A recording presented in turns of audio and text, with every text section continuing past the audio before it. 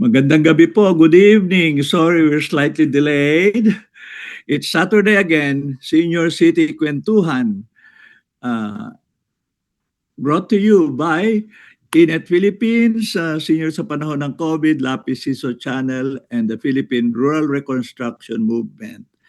And since 2020, kami po ang inyong co-host. Ako po si Ed De La Torre at katabi ko si Tita Girlie. So kami pong dalawa ngayong gabi at sa mga susunod na Sabado ng Hunyo, kami ang magiging co-host sapagkat may series ng tema sa Senior City Kwentuhan na kami ang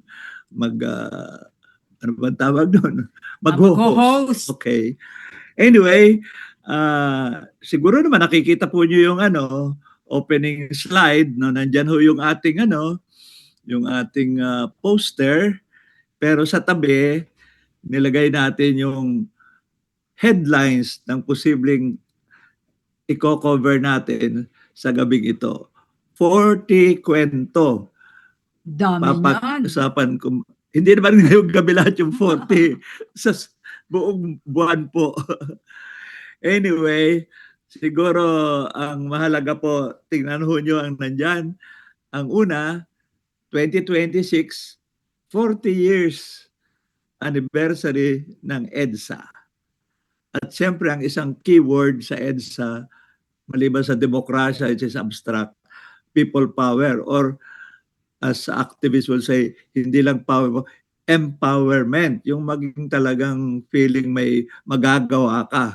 Although ngayon, ninenervyo sa mga tao, tagilid yata ngayon ang gulo-gulo sa taas. Pero wag doon tayo sa gulo pumasok. Okay. Kasi ngayong gabi, marami tayong pag-uusapan. Lalo na sinabi namin sa ating mga kaibigan, paano ba nananatili ang pagmamahalan ng mga katulad naming seniors? Kasi yun nga ang next 40. Yung nakasunod sa amin sa Facebook, alam po ninyo na in 2026, May 15, pero midnight, early morning ng 16, 40th anniversary po ng aming civil wedding ni Girlie. Kaya part of our reflections rin, matagal-tagal yung 40 years na yun. Anong natutunan natin? Paano nga ba naman nagtatagal ang mga katulad namin na marami ng pinagdaanan? At yun din ang tanong ng mga bagong henerasyon na nakikilala namin ngayon. Sabi nila, Tita Girlie at Tito Ed, paano ba kayo nagkakilala at paano nyo naisip na kayo na? Talaga naman. Anyway, pupunta ho tayo dyan sa bandang huli. Pero ang next thematic ho natin, sinabi natin dun sa ating Facebook announcement, fairness in a fragile world. Ano yan galing yan sa Joe Berg. Pero ang idea, when you say fairness, sa mga activists tulad namin, ang keyword was justice. Pero ang fairness kasi mas British preferred yan rather than just fairness. Pero yung fragility ng world na, kasi when we struggle, parang redistribution of wealth, redistribution of power, pag may fragility, baka lalong may mawasak. Kaya yung idea na i-consider yung fragility ng ating daigdig. Hindi lamang yung environment, social system. Sa Tagalog, paano mo ba maiipahiwatig sa mga katulad ng mga seniors at saka ng iba't ibang millennials at Gen Z, ano ba yung fragile na pinag-uusapan natin? Ano nga ba ang fragile sa Tagalog? Yung madaling parang nasa maselang kalagayan. Mahina, hindi matatag. Kasi pag sinabi ng mga nanay, oy, huwag ka dyang palambot-lambot dyan. Para mabuhay. Oo. Isang pitik lang sa iyo, ka na agad, matutumba ka na. Pero hindi naman po yun ang pag-uusapan natin lagi ngayong gabi. Pero mapapag-usapan rin. Naman. Pero sige, let's get Tapos, ang susunod po, kung kasi nga kung ang color code ng justice ay pula. Ang color code ng environment, sustainability, environment ay luntian. Green. Pero ang isa pa, tema natin, lalo sa katabi ko rito, Okay. purple, babaylan. Oo, ano nga ba yan? Yan, pag-uusapan rin ho Oo. natin. Oo. Pero ang Saka- pinakahuli na blue Oo. ay atin ito sapagkat ang Oo. Pilipinas, papaliwanag po natin mamaya, kalimitan iniisip latang natin ay lupa. Pero ang karagatan natin, Archipelago. we are a Diba? maritime and archipelagic Sige. nation Oo. at may parang Mm. may concern tayo sa atin ito, kasama nga ho ako riyan, pero dahil hinost natin yung ilang kabataan tungkol sa kanila namang Kung tayo ron, ano na nga ba ang naganap ngayong Mayo na papasok ng Hunyo? Kasi Sige. magsisimula tayo, ano bang pinagkakaabalahan ng mga katulad namin? Muna. So, kung pwede pong ang atin hong technical assistant na si JM, siya na lang ho ang Oo. magpo-forward ng lipat sa Ayan. Yan. Ang tanong kasi, 40, Oo, 40, Oo. may kahulugan ba yan? May symbolism? Nag-research ako ng husto-husto. O ano nga? Wala talagang exact example. Ang ginagamit lang sa Biblia po, Mm. at least nung ako'y nag-aaral sa seminaryo, sabi, wag nung isipin may meaning ng 40 as such. Ang ibig lang sabihin, it's a very long time. Okay. Like sinabi lang, when it rained 40 days and 40 nights, kaya naka-great flood para Okay. kay Noah, hindi na nga lang 40 days po. Ibig sabihin, mahabang panahon. Pero, ang interesting, paulit-ulit itong 40 eh. Mm. Ang Israel wandered in the desert or in the wilderness for 40 years. Mm. Posibleng hindi eksaktong 40 for a long time, pero 40 ang ginamit na reference. Si Kristo fasted for 40 days and 40 nights in the desert. Si Moses umakyat sa Mount Sinai 40 days and 40 nights bago bumaba. Mm. Tapos, ang Lent, Quaresma, 40 days. Mhm. At ang kwarantina, pag ginamit rin yan sa Europe noon, pag ikaw ay may COVID o may kaya sabi namin, At saka pag nagluluksa, oo, 40 days babagdoksa din. after. Babagdoksa. So, wag na natin, hindi walang simpleng sagot, basta mukhang maraming gumagamit ng 40 to mean a very long time. Pero may dinagdag yung ilang nabasa po natin na ang particular sa 40 niya na matagal, a time of testing. And transformation. Or sinabi lang kung minsan parang led a purification and transformation. Sa ating pag-iibigan. Yan ang katanungan. Tumagal pa tayo ng 40 years bago natin naintindihan. Ganyan pala ang pagiging kabiyak ko sa iyo. Siguro tama yung first part. Time of testing ba? Or nag-transform din tayo. I-share natin ang pasilip-silip ng konti po dyan. No? So, punta po tayo sa unang tema. Paki-forward, JM. Ayan. Ay, naku, ayan na. Tinan mo naman yan. History. Sabi ni Girlie, wag agad masyadong political. Pero kako, cannot avoid eh. Nahanap ko ang isang old picture. Si Doc Prudente po yan. 1986. Pinalabas kami finally sa Fort Bonifacio. Nasa likod ko yung aking mga pinsan, military sa likod. Pagkasama kay Doc Prudente na sumalangit nawa. No?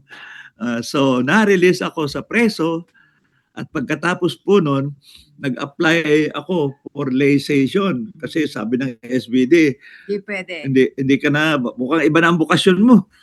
Mas marami yatang taon. Ano nga ba ang sinasabing lay cessation? Ay kasi pag ikay pare ang tawag clerical, clergy. So may special authority ka, magmisa, sacrament, ganon. Pag lay, wala kang ganon. But you are a Christian. You are, in fact, may concept pa ng priesthood of the laity. Which means? Pero hindi, ibig sabihin, wag masyadong especially yung clerical na parang sikat sila. Ang language nga dati, you reduce to the status of a lay. Para bagang... Okay lang. Anyway, so anyway, nagpasya ho kami ni Girlie na habang iniintay Mm. yung legislation paper, siyempre Domestic, hindi pwedeng magpakasal sa simbahan. Pero pwede namang magpakasal sa West, sa gobyerno. So ayun, May 15 po, sabi namin tama-tama kasi Pahiyas. involved ako sa Federation of Free Farmers, San Isidro, Oo nga. Labrador, Oh, pero ang kilala dyan, ang Pahiyas. Pahiyas. Yung huwes ho na magkakasal sa amin ay nakatulog yata. Pero ginising ng nanay ni Girlie. Mas dramatic yan. Kasi galing ka pa sa uwi galing sa Japan. Oo nga eh. Tapos, bago makarating, hindi malaman ng nanay ko kung anong oras ba magpapakasal tayo. So, kahit hintay nung judge, nakatulog na siya.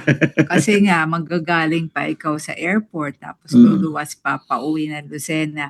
So, sa bahay lang po namin ginawa ang aming pagpapakasal. Yun naman kaisa-isang picture na nakuha namin. Wala pa kasi nung cellphone. Wala po. So, Okay. pero tingnan ho ninyo yung mga kulay-kulay dyan. Pinili ko yan. Kasi this year po, sa 40th anniversary natin, nagkaroon tayo ng trip to Hinatuan, Oo. to the Enchanted River. Ano ba yung hinatuan na yan? At Oo. bakit tayo pumunta sa Enchanted River? Pero nilagay ko rito mga Oo. colors na binanggit ko kanina, yung may green. Tapos syempre, pinanggalingan nung before EDSA, panahon ng resistance sa dictatorship, pero pula talaga. Pero later, nagde-develop na yung pag-appreciate ng environment, no? At tapos yung sinabi ko nga, yung pag-appreciate ng the Philippines as a maritime and archipelagic nation, mana natin. And the color code of that is blue. Ano ba ang pinakang tampok na nagpapahiwatig na ang isang pagmamahalan sa gitna ng fragile world ay tatagal? Bahagi ba yan ng ating madalas na pag-uusap? Conscious ba yan na ating pinalalalim ang ating pagiging magkabiyak? Ewan ko, pwedeng sabi ni Isaac Newton, Oh, anong tawag nun? Yung the principle sa physics na, ano yun? An object in motion continues in motion unless may bumara, or an object na stable unless may nangyari. So, kung minsan, isang level ho, pwedeng sabing inertia ba na? Habit, nakagawian, may angle ho ron. It's not as romantic, but it is, sabi nga ko minsan ho, sa religious upbringing namin, you pray for the gift of final perseverance. Yung tuloy-tuloy hanggang sa dulo ng walang hanggan. Ganon? Well, yun sana. Yun ang habol natin. Perseverance ang isang trait ng pagmamahalan. You Yeah. persevere. You persevere whether may up and down. Hindi yung basta down. Solian na ng kandila. May slide ba tayo tungkol dyan? The final perseverance. Parang ang lalim naman. Sige. Saka na lang ho. Sabi nga ni Girlie, huwag masyadong malalim yung unong sa puso. 40 ang EDSA, 40 ang aming anniversary. Ganyan ang aming paglalakbay sa buhay na magkasama. Ngayon, yung 3 themes na pag-uusapan natin, itong from justice to environment at iba pa. Susunod na slide please, JM. Yeah, ito ang una. Last night, kagabi lang po yan, kaya current. Kami pumunta ni Girlie sa PRRM Global Partnership Center sa Silang Dasmariñas, Cavite. Kasi inimbita po kami ni Matt Jimenez na siyang Executive Director ng Secretary General ng Sarilaya. Kasi closing ceremony raw ng first phase nung binild up nilang Earth Dome. Ano ba yung Earth Dome na yan? Papaliwanag may konting picture sa babayo. Yung Earth Dome doon nakatindig si Gio. thing dyan, iba't ibang pinanggalingan ng mga nag-volunteer para i-build yung Earth Dome. Kaya yun nga ang pinakamahalaga. Kasi doon, nagpakilala sa bawat isa, maliban sa mga kababaihang original lalo na yung matatanda ng sarila nagtrabaho. Huwag sabihin aging yan. Basta yung mga pioneer members Senior, ng parang atin, Sarilaya. ay inimbita po ni Met yung mga orig na Greenpeace activist kasi yung kanyang main trainer and resource person for building an Earth Dome was former General Secretary rin yata or Executive Director. Educator. Greenpeace. Okay. Greenpeace. Si Bo, Oh. na taga Bukidnon. So, ang punto po namin dyan, kaya inilagay itong picture maliban sa magandang biro, kagabi lang po yun eh. Nakangiti lahat. Nag-usapan kami na yung mga paglalakbay natin sa buhay ito, mga Greenpeace activist yung iba, si Met at ako, parehong Kiro, nag-activist, nagkasama sa Bantayog, si Kati. So, iba't ibang landas. Pero sa gabi yun po, nagse-celebrate kami na uy, may magagawa pa tayo. At saka may mga bata naman nagtatanong. Kita naman ninyo, multi-generational.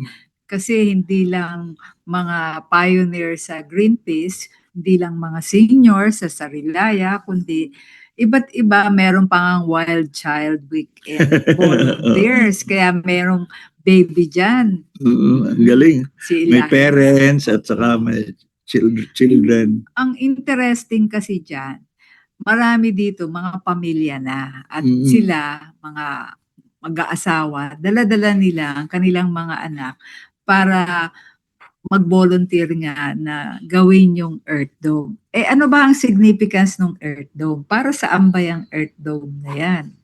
Sige, siguro pakita natin yung next slide, JM. Oo. Yan. Ayan.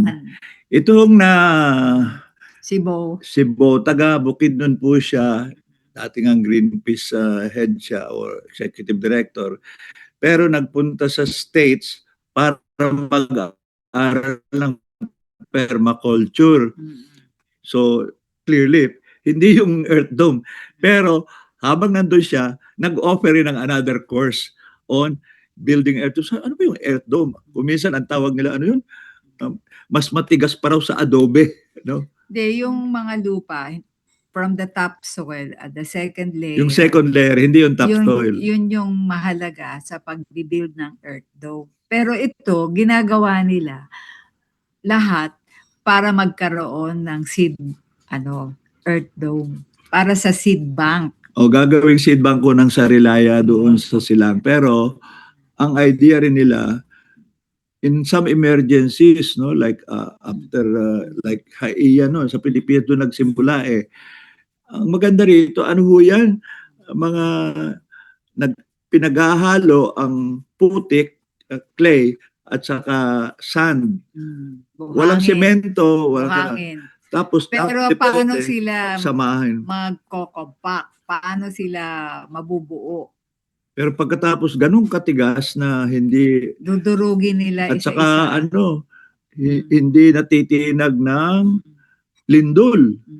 Kailangan lang siguro lagyan ng base para maano sa... Pero ang mahalaga dyan, lahat nag-volunteer para matuto paano gawin yan. So, in 1 week, 5 days, nagsimula sila na tinitingnan muna nila anong klaseng putik, anong klaseng lupa ang pwedeng gawin na pundasyon para dyan.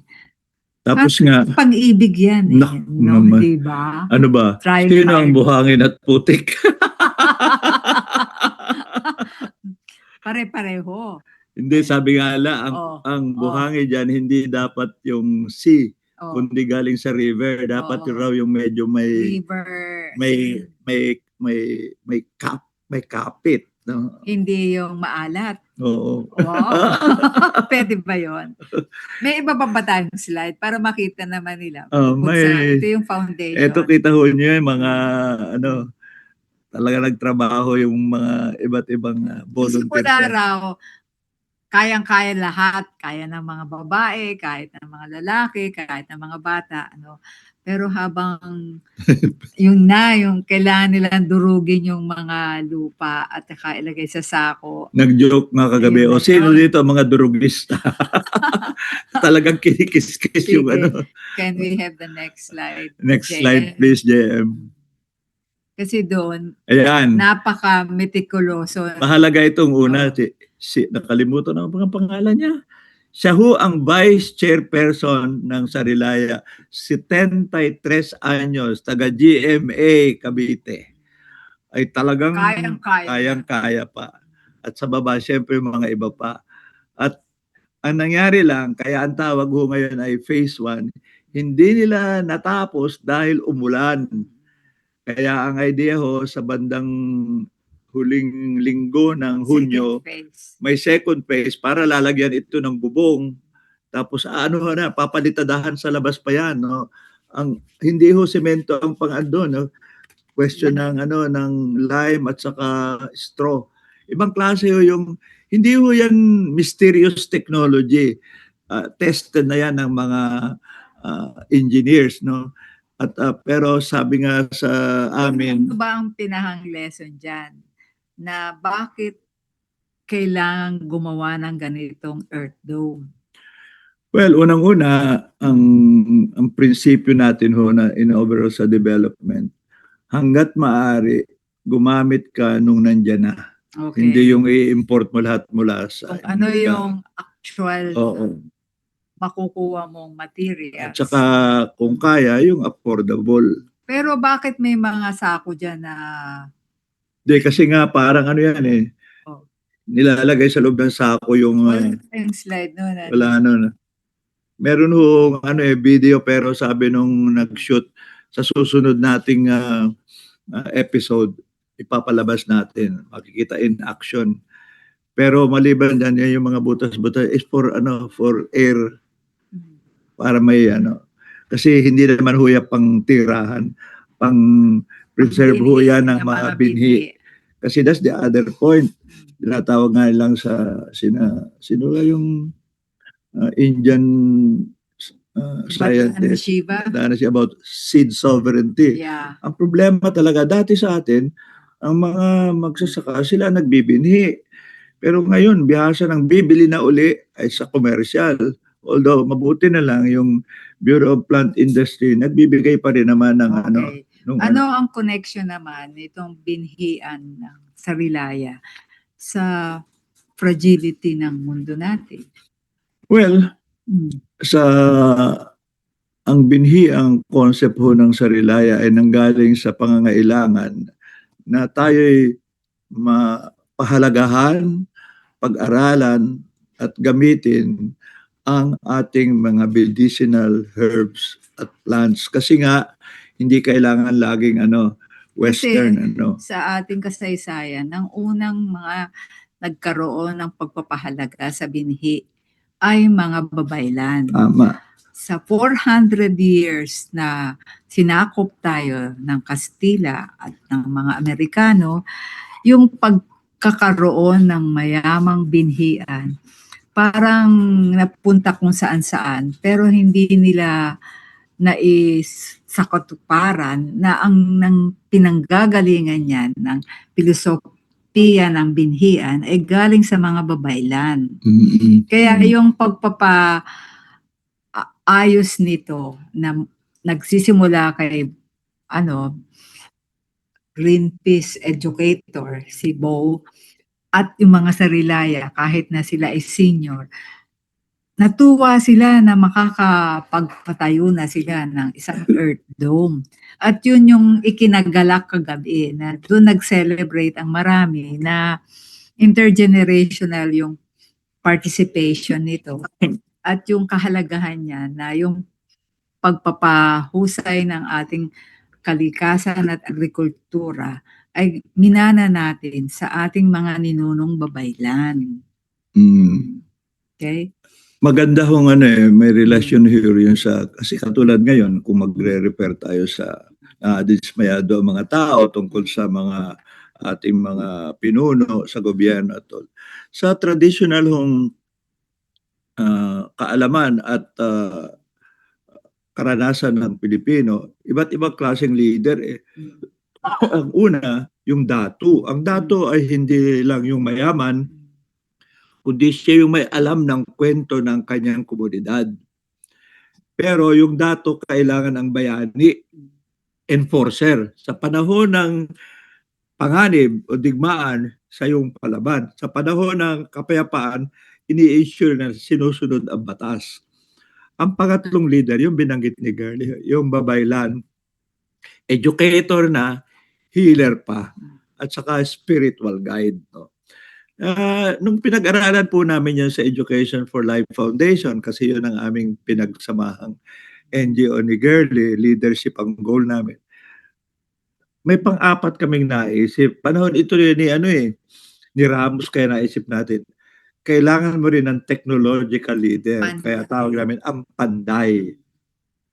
So So ano yun? si FPJ.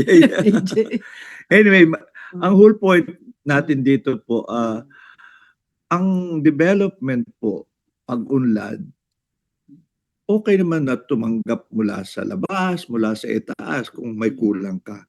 Pero baka mamaya makakalimutan pong magsimula ka sa saan ka meron pa. At tingnan mo yung katangian niyan at more important, i-preserve at ipasa, i-ensure. Yun ang pwede ng sustainability. No? Nung tayo ba ay nagsisimula pa lang na maging aktivista, alam na ba natin yan? Hindi.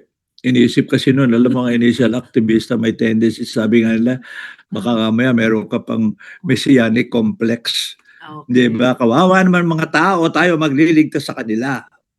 O hindi nila masyadong alam ano nangyayari, dapat tuturuan sila. May iba pa ba tayong slide tungkol dyan? Susunod, Oo, JM. ito na yata ang susunod, pakisunod, JM. Kasi iniisip ko nga, Ayan. Ay, bakit hindi na pala eh. Susunod ng grupo ito ito eh. yung atin ito. Pero kabahagi pa rin siya dun sa usapin na Mm. paano ba natin iminumulat ang ating kabataan, lalo na sa panahon ngayon, na ano ba ang mas mahalaga? Saan ba tayo sasandig? Ano ba ang pundasyon ng ating pagiging development activist? Pwede tayong bumalik sa earlier usapan, yung na-meet natin yung Greenpeace at iba pa. Kasi Okay. nagkwentuhan ho kami kasama sa Greenpeace activist ho na disipulo rin ni Bo, marunong rin siya ho sa sa Earth Dome, si Francis de la Cruz, no? Na nagkasama tayo ni Francis, hindi ba sa Antipolo noon, nung isa hong scholar na pastor, na aktivista rin, ay nagdo-doctorate ho sa Harvard ng Divinity School at ang kanyang research at thesis ay ano kaya ang spiritualidad ng mga community organizers at aktivista. Mahalaga yon because related dito sa susunod nating topic. At ang binanggit niya noon na marami talagang aktivista and because he comes from a Unitarian church.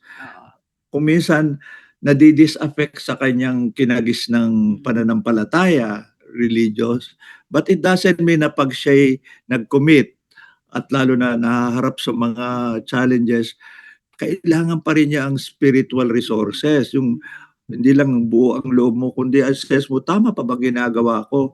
At meron kang paghahanguan pa ng hindi lang lakas ng loob, kundi creativity. Pero sabi niya, problema, dati, binibigayan ng iyong simbahan o yung faith community. Eh ngayon, ang mga aktivista parang kanya-kanya na lamang ang uwido. Kasi kaya sabi niya, baka mag-offer rin tayo ng oportunidad sa mga activists na kung minsan baka pwedeng mag-burnout o medyo maraming setback, may problema. Dapat merong parang sanang wellness retreat center, tulong. At yun ang isang nag-trigger kay Girlie kasi sabi niya, Ed, 40th anniversary natin. Tapos, kagagaling lang namin sa atin ito yung mission sa Pag-asa Island. Hindi ako kasama doon kasi bawal akong sumakay Senior. kasi senior. Pero ang raming sumama doon, including yung mga kabataang inimbita. At sabi ni Girlie, nagtawag ho siya sa kanyang mga ibang kaibigan. Sabi niya, gusto kong i-offer ng just a weekend. Uh, so nag-solicit siya ng konting pera at nagbigay naman sila lahat. Kasi nga, sabi na siguro, at sa kwento nga lang, ang init-init raw sa sa cabin ng barko. Pagdating doon, sinusundan sila ng Chinese. Tapos basta maraming stress. Although enjoy sila sa ginawa nila. But afterwards, sabi ni Girl, siguro, bibigyan ko kayo ng isang weekend. Gusto nyo, tatawag tayo ng pwedeng magmasahe sa inyo. Maghilot. Tapos maglalakad tayo sa gubat. At syempre si Girlie yun, babaylan eh. At ako'y babasahin ko kayo.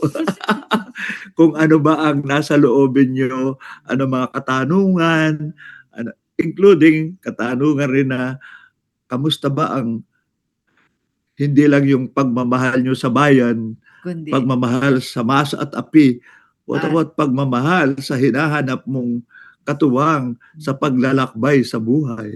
Yeah. How? So anyway, yan ho ang How did we answer ilan that? lang ho ang pwede. Naglakad.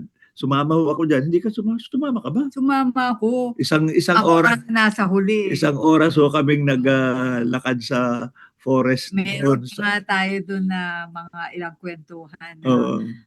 paano ko maiisip na ito, patungo kayo doon sa bundok tapos may mga dala-dala kayo na mabibigat. Kaya ba ninyo yan without being very critical of those who went Oo up nga. to the mountains to struggle and fight for what they believe in? Kasi nga itong mga ito, marami sa kanila member ng Akbayan Youth. So committed sila sa long-term legal at non-armed struggle.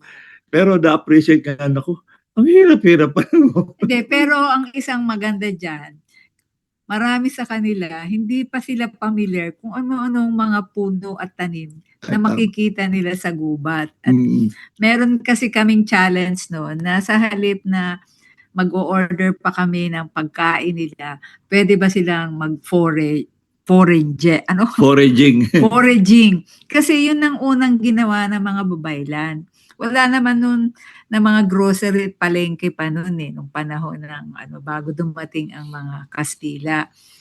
Sa mga gubat, sa mga hardin, doon nila natutuhan ano-ano ang mga pagkain na dala-dala ng gubat at doon din nila naintindihan ano-ano ang mga halamang gamot.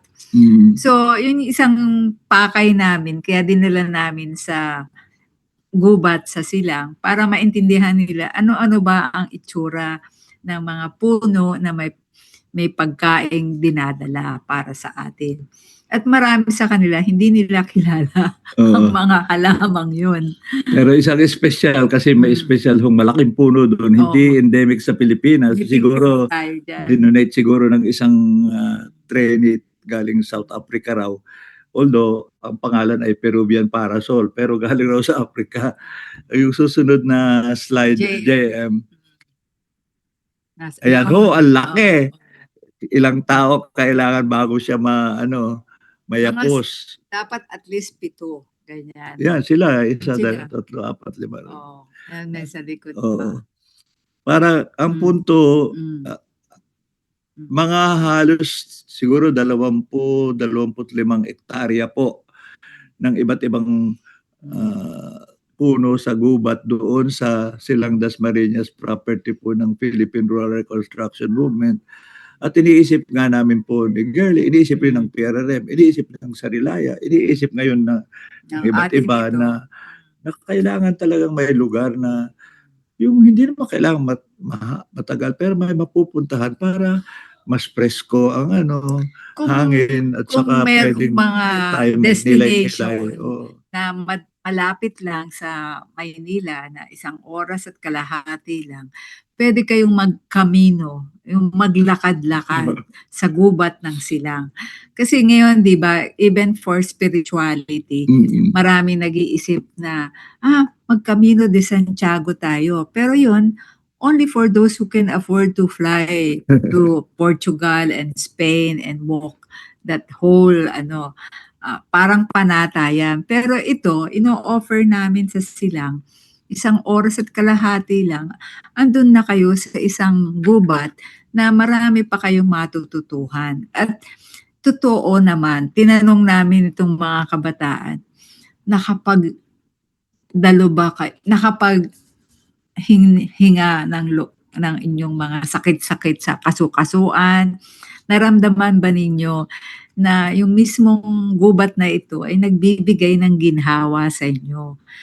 At ang sagot nila, oo naman po. Siyempre, pinahilot din namin sila sa Mamaya may mga... picture doon. Oo. Pero ang tawag lang ngayon kung minsan may Oo. pangalan dyan about Oo. forest bathing. Yes. Sa Para bagang- sa iba't ibang bansa, meron, lalo na sa Japan, meron silang tinatawag na forest bathing. At yun, nakakaginhawa talaga yun kasi ang mga naririnig mo ay mga ibon at iba't ibang hangin na humahagod sa mga puno at sa mga dahon. At iba rin ang amoy kasi parang ito, nais naming magising ang lahat ng inyong senses, no? Yung pagtingin sa mga iba't ibang klase ng tanim, papakinig sa iba't ibang klaseng mga ibon at insekto, at mismo yung paglalakad na magkakasama. Yun, mahalaga yun sa ganitong pagpapaunlad at pagpapasigla ng iyong commitment sa bayan at sa kalikasan at para sa sarili mo rin. So sa amin, sa halip na magkaroon kami ng isang celebration sa isang hotel or magkaroon ng pasinaya, inisip namin yung aming anniversary, ito ang ating gawin, no? Na kahit maliit lang yung mga naimbita kasi hindi rin madaling mag-organize. Among organize, beses naming inayos yung schedule na yan. Dahil lahat nga ay Busy.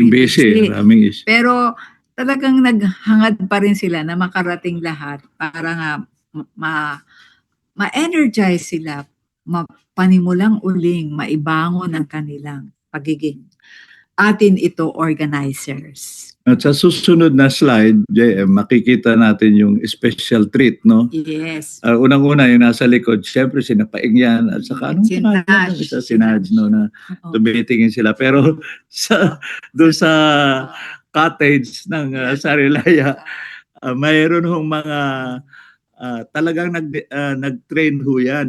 Yung iba't ibang paraan ng paghilot, no? At inofferin ho namin doon sa mga... Unang-una, bababad ang mga paa pagkatapos ng mahabang paglalakad sa mga iba't ibang klase ng dahon na nakakapagpalakas at natatanggal po yung mga iba't ibang na mga litid ng paa nila. At siyempre, tuwan-tuwa sila. Pagkatapos pong malinis yung kanilang mga paa, pinahilot na namin kasi nga yung iba't iba nilang mga kasukasuan, yung kanilang mga likod, ang mga hita nila na matagal din silang dun sa Port Mission papuntang Pag-asa Island. Siyempre, pero overall, hindi lang po yung pagpapahilot, kundi yung mga kwentuhan po nila habang naandun kami lahat. At ang isang tanong nga nila, paano kami nagkakilala ni Ed at saan nagsimula ang aming Saka paano i-maintain ang aming commitment sa bayan. Yun ang una nilang tanong at napaisip rin kami, o nga, paano tayo tumagal ng 40 years? At hanggang ngayon, bakit tayo naandito pa sa advocacy ng archipelagic, ng mana natin, ang ating mga... Nandun pa rin ang social justice, nandun pa rin ang hindi naman nawawala yun, pero namumukadkad sa iba't ibang paraan. Pero ang mahalaga doon, napansin ko nga, kailangan talaga meron lagi tayong interaction intergenerational. Yeah. Hindi pwedeng kami-kami lang ang nag-uusap at iniisip na paano natin ma-achieve ang ating goals. At marami rin kaming natutuhan sa mga kabataan. Iba rin yung sigla nila, iba rin yung kanilang pagsusuri, no? Hindi pare-pareho, pero may dating, no? Ang kanilang kaganapan. So, kung babalik natin yung earlier kwento, isa ho yan sa ongoing discussion. Yung tayong mga senior, yung hindi pa senior pero mas matatatanda na, at yung mga bata. Paano kayo makahanap ng paraan with our limited resources? Pero for example, particularly dahil nandun ho yung Silang Dasmariñas area, na mag-offer, no, ng chance sa mga pwedeng organize ng iba, tutulong lang tayo.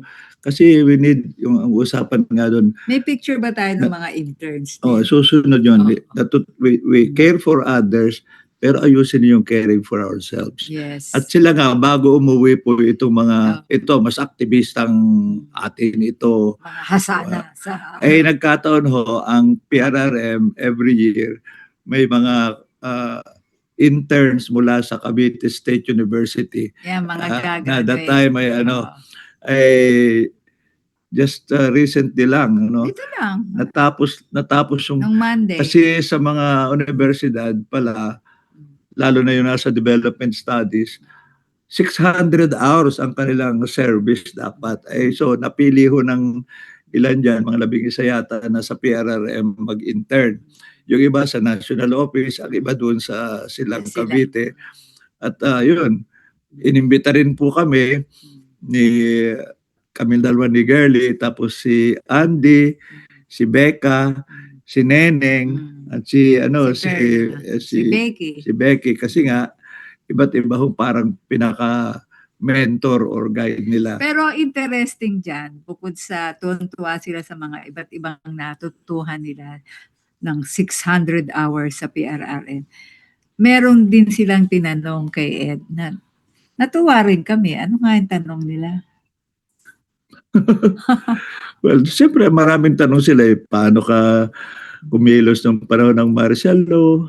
How do you keep your commitment alive? Tapos siyempre related doon, at may relation ba yan dahil meron kang kapartner? Kako, hindi necessarily. Hindi naman kami agad magkasama ni Gert. Pero sa loob rin ng kilusan sa martial law na napanday yung aming pagsasama. So kaya sabi ko sa kanila, kailangan rin yung makahanap. Hindi naman pilit yan. Kasi remember, kami po ni Girly, may paborito kaming picture na hindi ko na nilagay dyan sa susunod na minsan kami, hindi ba, nag-walking hand in hand tayo doon sa isang beach sa Baclagon, Bohol. Very vague ang future, sabi ni Aya nung kinula ng picture. Tatay, nanay, parang very uncertain yung, parang naglalakay patungo sa hindi malinaw. Tapos nung kinuha niya, sabi ko, naisip ko, Girly, parang ganito ang quotation dyan, that the future, walking together towards an uncertain future. Talagang uncertain pa ang future. Is less daunting. Hindi nakaka-super kaba. Nakaka-overwhelm. If you have someone. If you are certain about the one you are walking with. Sweet. Uncertain ang future, but you are certain about the one you are walking with. And that certainty is not fixed. Kaya may testing and transformation paulit-ulit. Pero mahalagang may puhunan naman. Hindi yung basta gigaba. Kasi may naman, there will always be test. Hindi naman everything Sabi mo nga, parang Netflix yan. Oo. Iba't ibang seasons, iba't ibang episodes. Pero at what point in that season na you feel you shall continue and you shall commit with more energy into the relationship. Anyway, yung second picture ho niyan, ayun, uli, yan ang mga teacher pati sa baba. Tapos dumating ho yung mga teachers nila para mga advisors din nila. Advisor. Pero maganda ho, itong mga internet nag-engage, although maikli, usapan doon sa mga Sa atin Student ito. Council Oo. Alliance of the Philippines at saka yung Akbayan Youth. So sabi ko sa kanila, may idea rin kami ni Girl kasi about youth organizing. Pero binibigyan namin kayo ng laya kasi maghahanap pa rin kayo ng Pero landas ninyo. meron silang laging request sa akin. Ano? Kasi akala nila lahat nakikita ko yung kanilang kinabukasan. So lahat sila Akala'y humingi sila, manghuhula. hiling sila na, Tita Girlie, pakibasa naman po ano bang mangyayari sa aking kinabukasan.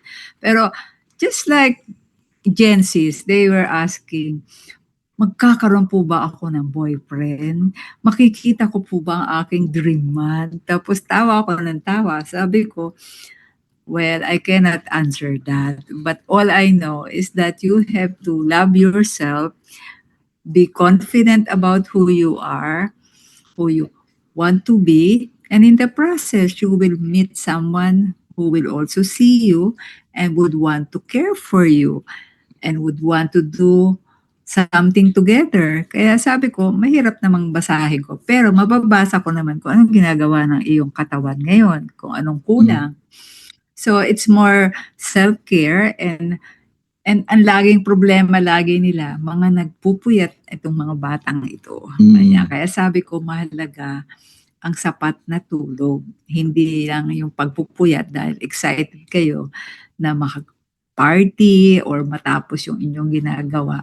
Pero iba talaga yung sigla nila, no? I mean, of course, we went through also that at that age na they're in their 18, 19, 20, ganyan. Pero typical sa mga Pilipino, no, yung gigil na gigil. 'Di ba yung laging nakangiti, laging masaya. Yeah. Saka talaga you can feel hope na Yeah. hindi sila cynical, Mm. hindi agad sila parang depressed na walang mangyayari rito, mag-abroad na lang ako. Hindi. Hindi po. They'll explore that. Kasama na yun sa option. Pero naghahanap pa rin sila ng paraang hindi lamang umunlad, kundi may makabuluhang makokontribute naman sa ating bayan. Kung hindi man yung malaking bayan, sa kanilang komunidad. No?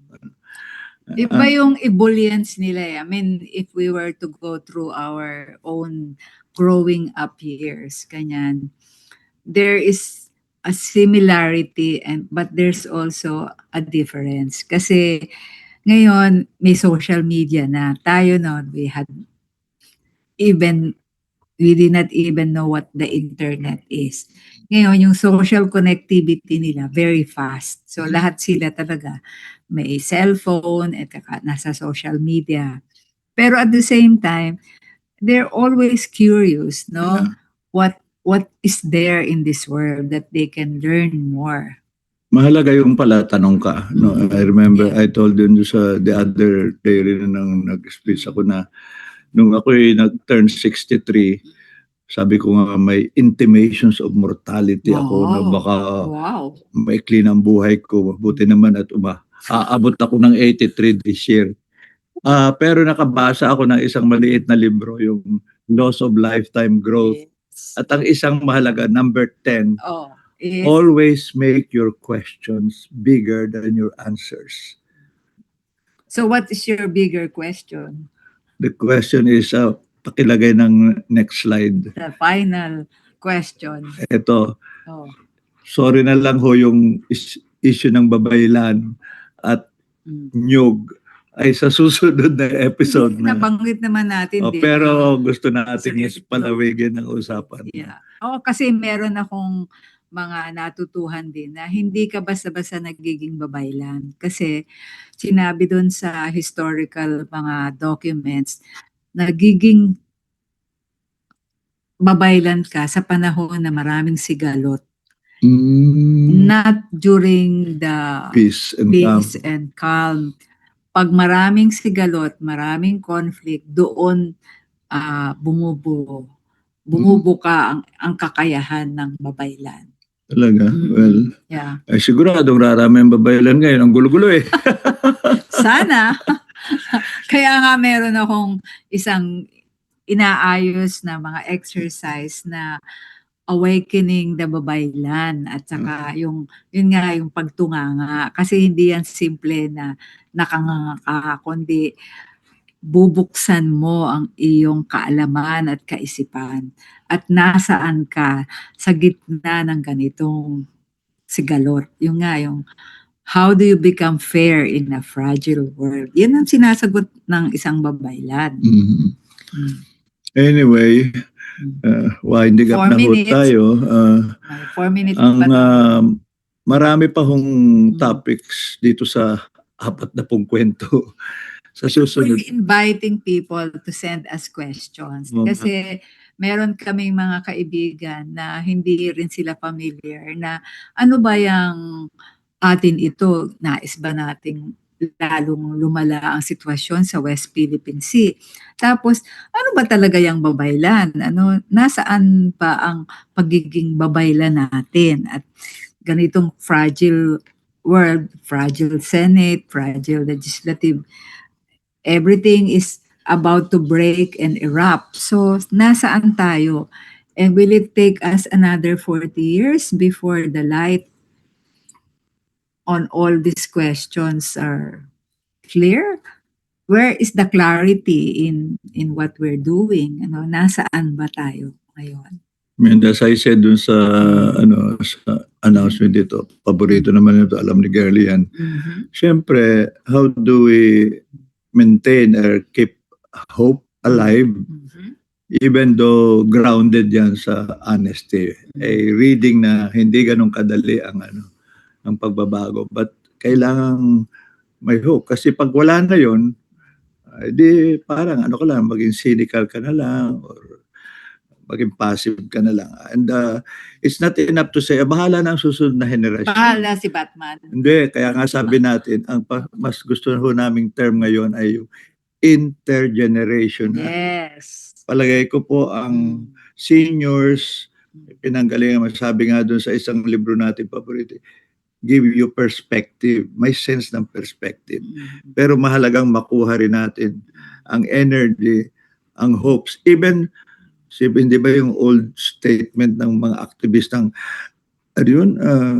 be realistic, demand the impossible. Ibig sabihin, to be realistic, hindi na hanggang dyan na lang. You never know. Baka mas may pwede pa.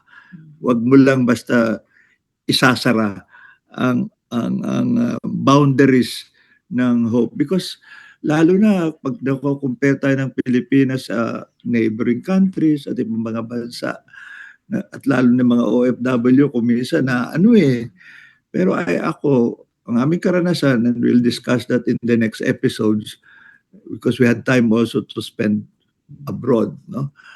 We also saw ano yung strength and value ng Pilipino. Yung ability natin na makibagay, makisama, makahanap ng connection. And at the same time, hindi ka basta bibigay naman kung may tension at may prejudice at injustice, no? Yun lang ang pero siguro ang pinakahuli, hindi ho ito kasi isang podcast ng isang individual or even one generation. Gusto namin ho itong maging lesson also on how do you have a lifelong partner. Sabi nga namin po, our marriage, we describe it as a lifelong conversation. Pero may dagdag. Ano? The conversation includes silences. Oh. Hindi kailangang sasabihin mo agad lahat na gusto mong sabihin. Kung minsan, sabi nga natin, paborito natin, before you speak, make sure that your words are superior to your silence. And on that note,